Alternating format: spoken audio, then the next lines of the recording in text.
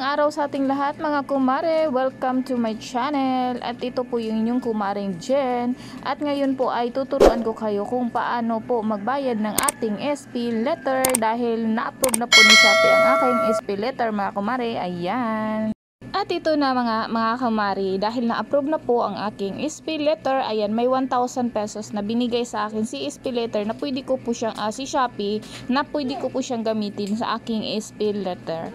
So, ayan, ipapakita ko sa inyo kung paano ako nag-order at paano ako magbabayad mga kumari. So, ito na nga mga kumari cakes. So, dumating na ang ating orders. Punta lang tayo sa ating Shopee apps. And then, click order received. And then, confirm. I-confirm lang natin. So, ayan. I-rate natin para makuha natin yung coins na, may pa-coins kasi si seller. Or si Shopee ba yung naglalagay dyan. So, i-rate lang natin siya para lang sa ating. Kailangan po nating lagyan yan ng material quality, yung mga pictures, para makuha natin yung 0.4 coins. Pagkatapos po na order received na po natin mga kumari cakes, punta tayo sa ating SP letter. And nakikita nyo po na pumasok na po at nakuha na po ni Shopee yung amount na ating babayaran monthly. Sa pagbabayad naman po mga kumari cakes ay may option naman po si Shopee. Pwede po kayong mag-cash in. Kung kayo po ay seller ni Shopee ay pwede nyo po siyang kunin sa inyong Shopee wallet. And then ayan, meron din siyang ayan, mga like 7-Eleven, GCash, pwede siya. So, pwede rin siya sa over the counter, Western Union, ganyan. Pwede siya. And then, online banking. Sa mga bangko, pwede siya. So, ang gagamitin ko pong pambayad is yung aking Shopee wallet or Shopee seller wallet. Kasi may laman yon.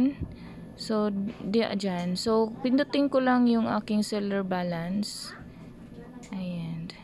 And then, mapupunta ako sa ganyan.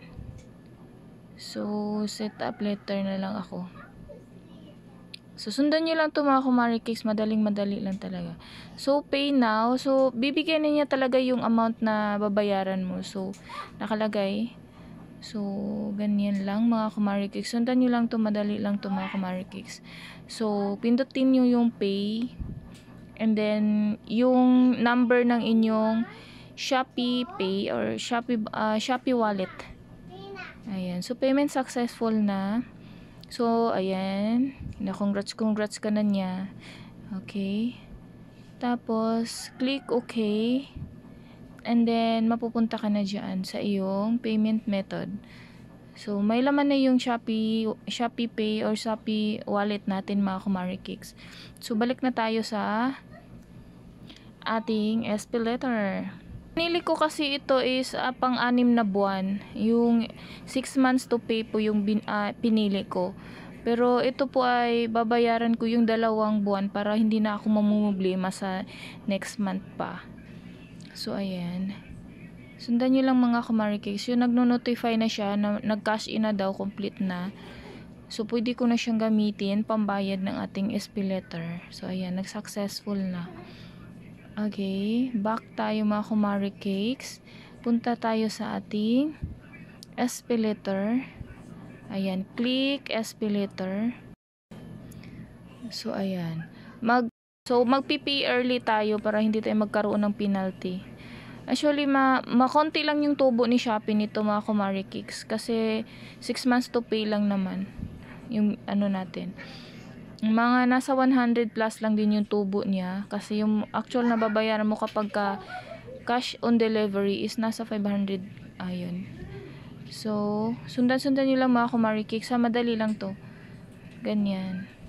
So, naglo-loading kasi okay. Successful na siya mga kumari cakes. So, nabayaran ko na siya yung 2 buwan ko. Ganyan. View my SP letter. So, ayan. Nabalik na yung pera kong kinuha. So, ang amount na naman na pwede kong utangin is 620. So, ayan na yung remaining balance ko na lang.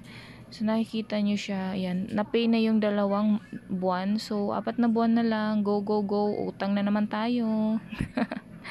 So, ayan. At pagbalik natin, So, pagka gusto niyo lang magbayad mga Kumari Cakes, punta lang kayo sa inyong May tab and then click yung SPay Later. Yan lang po kadali mga Kumari Cakes. Sundan lang po niyo ang tutorial at sigurado makakabayad kayo at makakautang kay Shopee. Don't forget to subscribe mga Kumari Cakes. Thank you for watching!